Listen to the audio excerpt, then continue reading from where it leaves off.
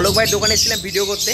তো একটা পাখি বাচ্চা, দেখো এই যে ছোটো ছোটো পাখি সারাদিন উঠতে থাকে যে পাখিগুলো, তো গরমে কিন্তু এই রাস্তায় কিন্তু পড়ে গেছে। অলোক ভাই তুলে নিয়ে এসেছিলো, তুলে নিয়ে সেটাকে কিন্তু জল টল দিয়ে ভালো করে দেখো ট্রিটমেন্ট করছে। তো দেখানোর একটাই বিষয় যে আমরা এখন সচেতন না হলে আর কবে হব।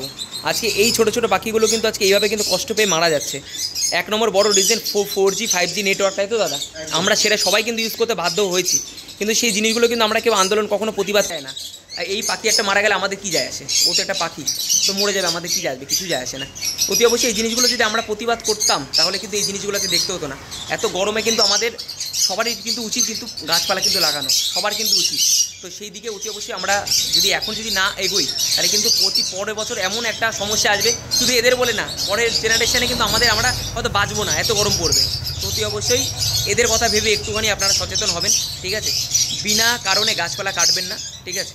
তো দেখুন কত সুন্দর পাখিটা, ওরও ফ্যামিলি আছে কিন্তু, ও কিন্তু রাস্তায় আজকে পড়েছিল। আজকে যদি ওরা না আনতো তাহলে পাখিটা কিন্তু মরে থাকতো। আজকে জল দিয়ে কিন্তু পাখিটা ঠিক হয়েছে, তো পাখিটা আমার মনে হয় বেঁচে যাবে না হলো।